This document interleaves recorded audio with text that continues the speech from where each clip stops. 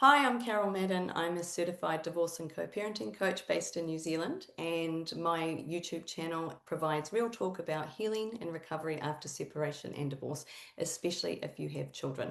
And today I have a very special person joining me. I'm speaking with Robin Norwood. She's a former marriage and family therapist whose career was in the field of addiction. Her book, Woman Who Loved Too Much, it was a New York Times bestseller in 1985, and 40 years later today, it is still in print and it is still speaking directly to the heart of millions of women who find themselves stuck in painful relationships. And today, Robin and I are going to be talking about something that a lot of us struggle with after divorce, and that is sitting in the stillness, that lonely, empty feeling that comes when a marriage ends or any relationship ends. And Robin and I have both experienced both rushing in when we weren't ready, and we also experienced sitting still and getting to know ourselves and who we were outside of a relationship and the gifts that it brought to both of us. So that's what we want to talk about today, and we hope that it resonates with anyone watching today. So welcome, Robin. I'm honored and so happy to have you on my channel today. And You. let's Thank you, talk Carol. about this really important topic for people who've been through divorce. Tell me about what you learned after your relationships when how did you feel mainly? What was that driver for you that when you rushed in, when you didn't take the time, when you look back? Well, it is a feeling. It's just, oh, just it's so powerful. My first marriage lasted 13 and a half years. And when that and I'd been with him for 3 more years than that. I'd been with him for way more than half my life because I met him at 15. I married him at 18. And I think we were divorced at 30. I was 32. So a huge part of my life. It wasn't that I still wanted to be married to him, not at all, but that that craving. I mean, it's really that a craving for somebody in my life. And before I got married to him, I didn't want to marry at all. So something happened to me where I went from not wanting to be married to feeling like I had to be with someone. In fact, I remember saying to a friend, um, I was with someone after that marriage ended for a while, for a year, and we were splitting up. And I said, I didn't know who I was. If I didn't have this relationship, I didn't know who I was. When I think about that today, I don't like thinking that that was that was how I defined myself, that I'm in a partnership with this person. It wasn't so much the thought of the partnership, it was the emptiness without somebody Mm. filling that gap. And so I did rush in. I rushed in really fast. I wouldn't have given it 10 minutes if I didn't have to. It was kind of like square dancing where you go from, you don't even let go of one partner before you grab onto the other. That's Mm. what I Yeah. wanted. I just didn't want a gap at all. Yeah. Um, and I don't know who could have or what could have prevented me from doing that. That urge was so strong to fill Mm. that space with another person. Yes, and what you just said, I think the important part, because I was exactly the same, the hardest part is that you don't even know you're doing it. That's the problem. So bringing it out into light, I think, hearing other people talk about it can be that catalyst for people to go, actually, I think I might have done that too, because you sort of just, a lot of it I was wanted to talk to you too, is where did the drivers come from? Some of it is societal conditioning. I think that's what sort of happens. There's this weird feeling being alone. I know for me, it's just everybody around, it's a partnered world sort of thing. So when you're on your own, it almost doesn't even occur to you to ask the question, do I even want to be in it? It's almost just, okay, where's the next one? And we don't realize we're doing it. So I think that's, for me, that's why I think it's important to talk about it and share these insights. Well, it is important. And most of us are driven by our feelings. We Mm, women certainly are. And when we want relief from a very uncomfortable feeling, we're going to do what we can to get that relief. If it seems like whoever he is going to provide that relief, then that's what we want. Mm. To be so rational that we can sit there and think, maybe this isn't a good idea, and maybe I should just hold still. Sometimes I think that takes getting some miles on us before we get that perspective. You just want this pain to stop, right? The only way you do it is to hold still. Mm. And that means, I think I really can't talk about this without comparing it to alcoholism. That was the field I worked in for so long. Yeah. And I'm not an alcoholic. That's not where my craving is. But one day, quite by accident, I said that. I was speaking to a group of people, and I said, I think I'm a relationship addict. I think I'm addicted to relationships. I had never thought that before. And when I heard myself say it, it was like, oh my gosh, that is what I'm doing. So that craving that I've experienced, I think, is the same kind of just urgency that an alcoholic feels. They've got to have another drink. It Mm. doesn't matter how badly it's gone. It doesn't matter what that that indulgence has cost them. They have to have it because Mm. they're too uncomfortable without it. Yeah. And we can blame it on other things. We can blame it on society. We can blame it on, oh, my children need a father or whatever. Mm. But what probably is underneath is this terribly uncomfortable state of being. Mm. So to get to the other side of that, we need some support. And that's Mm. what you're doing, Carol. You're offering people a community made up of people who are struggling with the same kind of thing. Mm. Yeah. Maybe some of your viewers and listeners have jumped in, had it go really badly, and now with that under their belt, they're like, I don't want to do this again. How do I keep from doing it? Mm. And talking with other people, listening to other people who have been through that, and the tools they've used helps a lot. Just hearing other people's stories and saying, oh my gosh, me too. Yeah. Me too. Mm. Yeah, exactly. So that's why I say, like I remember too when I was in in that stage, and it's like you're right. Who could have come along and said, "Hey, just sit still. That's all you need to do." It doesn't work. You need to get, and that's why I say there is value sometimes in going out to do it. I know for me, I was like, well, part of the gifts of stillness is looking back and saying, even though it was painful or even though it didn't go the way I wanted, here are the lessons that I've learned. So I always say to people, I'm not saying don't have another relationship or don't rush in. Well, my main message is when you are ready to finally sit still or at least explore the idea of it, there are gifts. And what are those gifts? Well, you only know by hearing people like you and I who have actually gone what I would call through the fire, because it's not easy. It really isn't easy. And both of us could have rushed out to find the next one. But I knew, I just thought, it's time. Something just said it's time. And so if you have a voice, the people that are listening now who is just kind of saying it's time, I don't want to keep going out and doing this, but I don't know any other way. It just feels too painful, too scary. Well, here we are. We've sat in it. And yeah, we're not going to sugarcoat it and say that it isn't really uncomfortable, really difficult at times. However, there are gifts to come from it. I mean, I would have to say that today, after sitting still for a few years on my own, I would have to say I'm happier.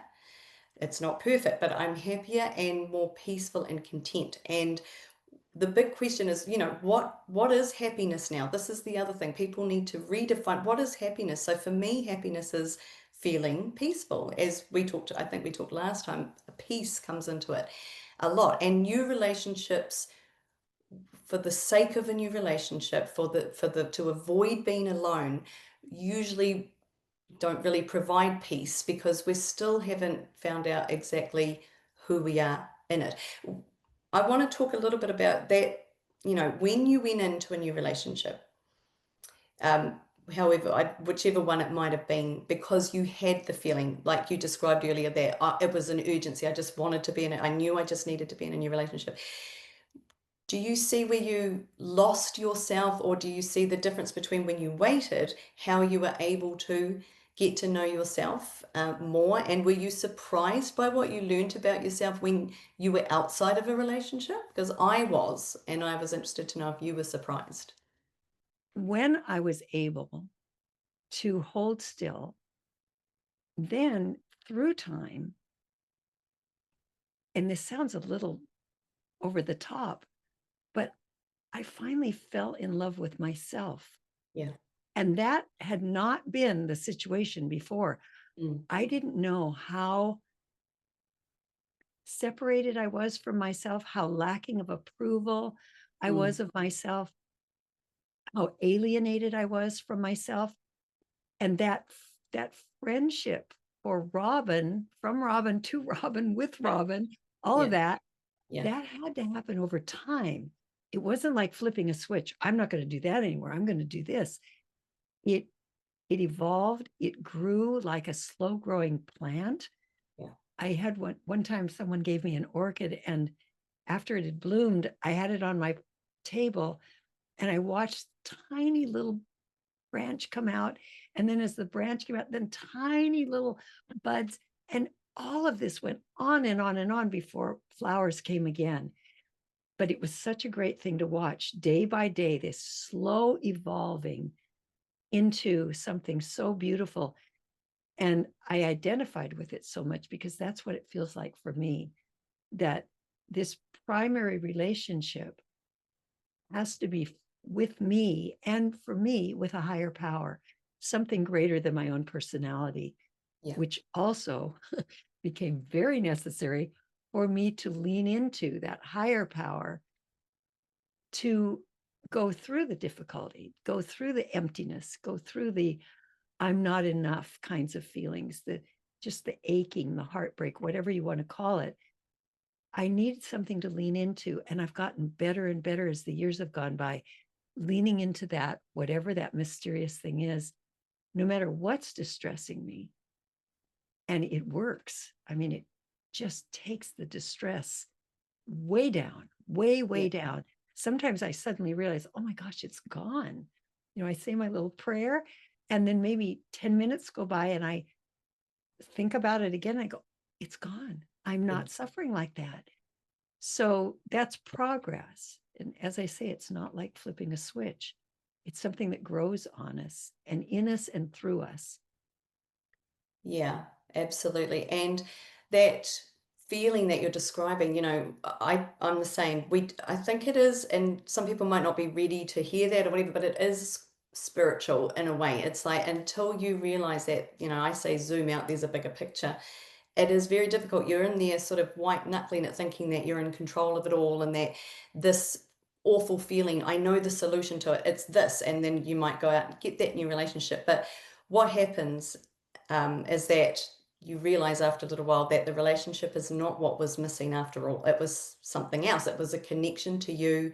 And that's the bit that, unless you take the time, you don't realize that's what's missing. And two, you haven't got, like you said, the time for the orchid to, shoot off. I know myself and friends and clients, we all think, okay, I've had some time alone now. I've had that time alone. I'm ready. It is a process. It is a real journey, and it doesn't start bearing fruit for a while. But when it does bear fruit, it's incredible. And then you're setting yourself up. This is the other message I say for people going through divorces who want, that new relationship. It's like then you're setting yourself up for a much more healthier relationship rather than just going in to take it away. And then it hasn't got the solid foundations. You still don't have a relationship to yourself. So that's what a lot of people struggle with. Yeah. Yeah, I think what changed for me was the desperation went away, Mm. because so many of my actions and my decisions were fueled by desperation, feeling like I had to make this thing happen. I had to. If I didn't, I remember so many years ago thinking to myself that I felt, this sounds so dramatic, but it was very real. I felt like a dog at the pound. And if someone didn't choose me, I was going to die. Yeah. That's how profoundly empty, lonely, needy I was. And yet, and yet, I'd been taking care of myself. I'd been earning a living. I'd been managing my life Mm. pretty well. I got through a long educational process. I mean, all kinds of things that I'd accomplished. And yet somehow there was this desperation that Mm. fueled my decisions. So that needed to soften and to change. And for me, having a higher power really made that process begin. I didn't have to think, you're not doing it right, you're not good enough, because it wasn't up to me. And, I also have to say that in my life, and I've been alive a long time now, I've made some decisions that might look like they were bad decisions, but every one of them was necessary for me. Yeah. Maybe the marriage didn't last, but I don't view it as a terrible mistake or failure or any of that. Such lessons that I've learned, such valuable, valuable lessons that took time, that took experience. Um, would I have preferred to have everything just be wonderful all the time? You bet. Who wouldn't? Yeah. But when I look back, every one of those supposed failures really feels like a gift to me because I learned so much. And that it's like with your life, Carol, we turn around and we're able to use that to help somebody else. If they want our help, we have some experience to share. Mm. And that's a beautiful thing to have happen. Yeah. Absolutely. Yeah, it is. And that's a really powerful reframe, that I really work with a lot of people when I'm coaching is like, it's so hard. I know, and I don't expect anyone to get there straight away, but when you're coming out of a divorce, that failure feeling or the not being chosen feeling, or I'm just, this is it now feeling, what am I going to make of this? And to turning it around, the reframe of, life is not tidy. Life is not tidy. And even people who may be still married, their lives aren't tidy either, so it's the lens that we compare ourselves when we look around and we compare ourselves with all these different lenses. Your story, your journey, it's yours and yours alone, and nothing more powerful than a divorce to help you to face that very concept. Like, it's my story, it's, I don't have to judge it based on anything else, and I get to choose where it goes. And I mean, when I look, you shared about what your thoughts were around that time. For me, a lot of my struggle was loneliness and boredom. Boredom was a huge one for me. I didn't really know. I was like, well, if I haven't got a partner, then how do I go out and do things? What am I doing on the weekends if I haven't got a partner? What are we doing? How am I rebuilding a life if I'm not rebuilding it with someone? I had to sort of take stock and say, I can rebuild a life and, on my own terms. And then if I so want to join in with somebody else to do that, I'm in a good position to do it. But prior to that, I was just really, I remember just feeling empty was the feeling. It was this emptiness, like I need something to fill this, I don't know, emptiness. And yeah, so that's what people really do struggle with. And it's not until you've had some time alone, and it takes intention. Looking back, when you did have the stillness and got to know Robin as the person and had that friendship, what were some of the key lessons that you learned from those relationships? There's a sense now at my age, and I'm 80 now, of that each one of those experiences was meant to be, not a mistake, not a failure, meant to be. I like being quiet. I think that tolerance for quiet gets greater as you get older. I mean, when I was young, I liked loud music and lots going on. Don't want to be around that at all now. Yeah. Those things change as we age. I think that's pretty routine, not anything very unique to me. It's just we quiet down Mm. and we need more solitude. I find my solitude so precious.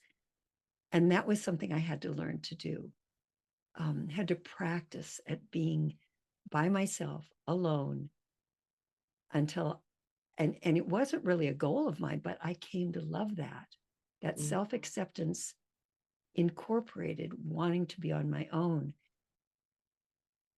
The last relationship I was in, which was several years ago, um, the greatest feeling I felt when it was over was just relief. It was short. It wasn't even a year, but it felt so good to have my life back. Yeah. And that's that thing with solitude. I love solitude. I like gardening. I like being outdoors. I love my horses. I love my animals. Really basic stuff. I'm not into the arts or any of that. I'm kind of a peasant, and that's so fine with me. We all have a right to be who we are. The person that I am today, I wouldn't be the way I am today, which is a lot more in tune with what I want, what I need. I feel like I deserve what I want and need instead of like, oh, excuse me, may I have something I need? Oh, okay, then, that's kind of how I used to be. Now I'm like, these are my needs and wants, and I'm okay with that. I'm allowed to have them. That's another thing I learned was that I don't want a relationship with highs and lows. I want the next time, if I choose to be in a relationship, I want, and I know what to recognize and look for. But had I rushed straight from that relationship into another one, I never would have learnt those things, and I never would be who I am now. I could be in another relationship, probably would be in another relationship that was that dysfunctional. After a relationship ends, there's that real opportunity to really say, what is my full potential?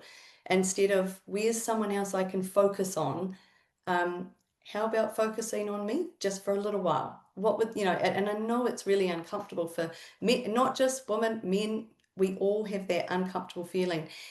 But if you can just, embrace it for a little while, there's things to be learned that can carry us forward in our lives in so many ways. Not just relationships. So for me now, family, work, friendships, everything improved when I got to know myself better and just, stopped for a little bit instead of finding that next relationship. When we are so malleable and so afraid to be clear about what we want and what we need, Mm, we're actually not as pleasant to be around as when we're very, very clear yeah, that this is what I like, this is what I don't do. I don't do that. I don't enjoy that. I'm not going to. Somebody doesn't have to worry about whether we're going to take care of ourselves. They know that when they're in our presence, we're going to take care of ourselves. It's not their job. yeah, I'm going to take care of me. If I don't want to do something, I'm going to say no, thank you. You don't have to think I'm saying yes, but wanting to say no. And that makes for such more honest, cleaner interactions with people. They're not as draining. They're not as tiresome in a way. yeah, Um, when somebody tries too hard to please, it's hard to be around them because we know they're not taking care of themselves, and then we have to second guess. That's a lot of work. yeah. Try to get in their head. Oh, Mm, I, I want me to be my job, and this other person to be their job, and then we'll see if there's any meeting place in that. Maybe yeah. there is, maybe there isn't. Mm. And it's And okay. it's been prepared actually to walk away when it's not working. I think another point I wanted to touch on is I stayed in that one so long because longer than I knew I should have, because after a divorce also there's that pressure like I've got to make this one work, because the last one didn't work, and so we put that internal pressure on ourselves to make it work. And so I was definitely doing that. I didn't want to have another failed relationship, so I stayed longer than I should have, pushed things down, and yeah. And so what you're saying there ties in. It's so true, and it wasn't pleasant. I wouldn't have been my honest, authentic self. So yeah, the relationship didn't have room to breathe, is how I sort of look at it.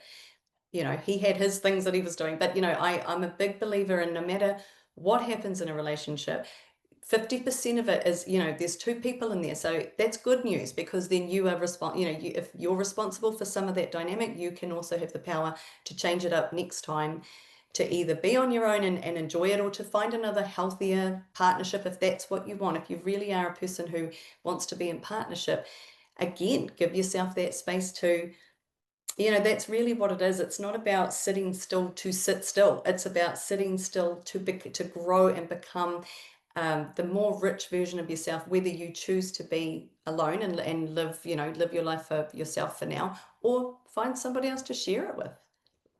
That too. And sometimes life is self-correcting. We go through enough and we get so tired that we just have to hold still for a while. Yeah. And while we're doing that, kind of relaxing and resting and restoring ourselves, we learn, oh, this isn't so bad. This is kind of Mm. nice. I think the other thing is if you have more than one very serious relationship that doesn't work, sometimes after a while, you get better at leaving. It's like, oh no, I know I'll survive. I won't like it maybe, but I can walk away and I will get through it. Yeah. I will be okay Yeah. eventually. And for me, it's taken less time as time's Mhm. gone by, Yeah. less time to Hmm. to recuperate, whatever it is. Yeah. Yeah. That self-trust builds. Yeah.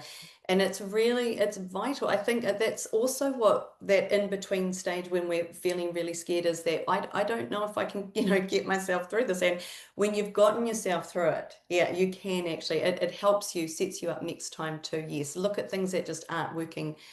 And a lot of people, that's what it is. It's even when they're in relationships and it's just simply not working, but they don't call it because of that fear of being alone. And yeah, it is a huge life lesson. And I wouldn't expect anybody to get it straight away. And as you say, it comes with time and all that. But once you do start to explore the option of sitting still, then looking for, I know for me, when I was looking for, and when I found your book, it was like, there's got to be something better than this. I know that this dysfunctional, painful way of doing this, there's a better way. And so I started to look for it. And so this is why, us talking about it, if people are looking, well, here we are, we're sharing that. Yeah, like you said, it just gets easier as there's a self-trust builds. I can get through this relationship, this marriage has ended, and I will be okay, and I trust myself to get myself through it no matter how it looks. Staying with yourself without distraction isn't so painful, isn't so empty. Yeah, the quiet time, I filled it with trying to learn more about myself, learn more about what drove me into those relationships with emotionally unavailable people. That really was the crux of it. That's where the pain comes from. And when you stop trying to love someone who really just is not equipped to love you back the way you want, or even you yourself are trying to, because like I say, I was contributing to the dynamic, so I had to learn about how I was contributing and why I was contributing. So that's why I feel like now I do feel like I'm in a very healthy space. And ironically, when you get to this very healthy space, it's not it stops being this need. Now it's like that, like I always wanted to get to this place where a relationship is a cherry on top. It adds value to your life. It's not the sole purpose of why you are, everything that you do is poured into it. It's an optional extra if you so desire to incorporate it into your life. And back when I was in that painful, painful place, I couldn't have even imagined it really, that I could feel this way. I thought, there must be women out there that feel this way, that don't need to rush in, and who are comfortable in their own skin, and who are, okay with who they are. I didn't feel okay with who I was, but I didn't know that. And like you say, until it got really, really painful, so painful that I just went, I just can't do this anymore. Something has to change. And that was the catalyst. And now that's why I say my life's not perfect by any stretch, but I feel like I am at that. I've arrived at that place anyway, where I don't feel the need to fill that gap, or that I don't even feel it is a void or a gap. There is no void or gap. It's feeling fuller, richer, whole.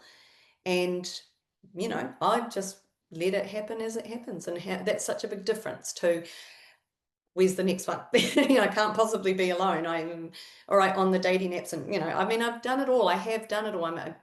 That's why I love talking to people um, about it, because I'm like, yeah, there is another option. There is another way. You may not even realize there's another way. You may not even realize that is possible, because all your life you've felt this way.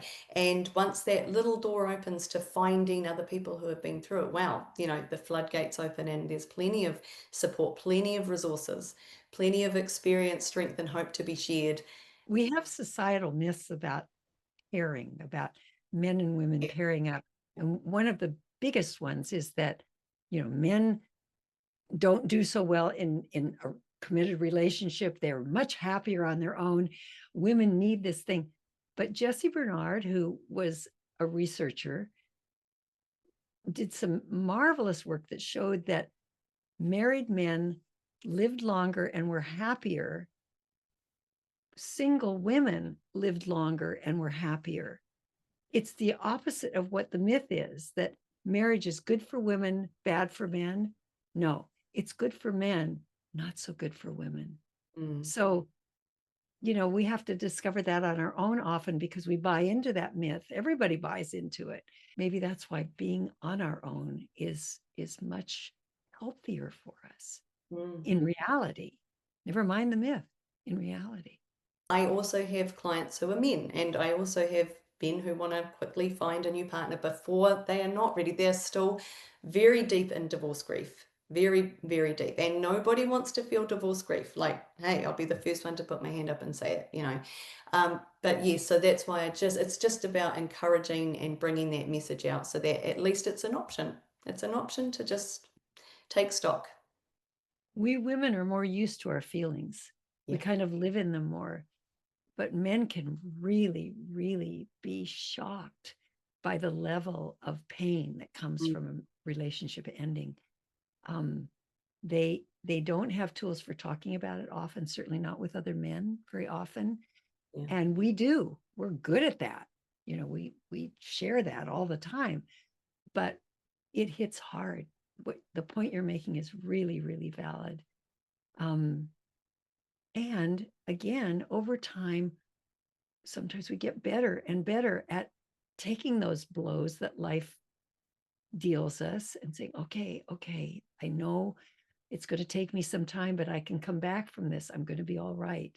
Yeah. I'm going to survive this. I've survived before. I'll survive this too.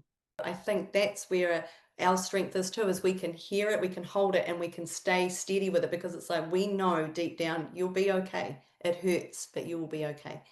I hope that, us talking and sharing a little bit about what we've been through and the gifts that have come through that time, just to pause and breathe and take a little bit of time to get to know who am I outside this relationship? What do I really want and need? What is going to serve me well, instead of just, okay, where's the next one? Because this feeling of being alone is too horrible and I don't want to deal with it. And maybe you'll go through a few, or maybe this conversation is enough to get you thinking. Either way, I just hope that, yeah, some of the light that we've shined on some of these ideas has really resonated with some of my listeners. And yeah, I just really want to thank you so much, Robin, for coming to talk today. Like I said at the beginning, such an honor to be able to talk with you. Thank you so much for joining me. It's been my pleasure. Thank you, Carol.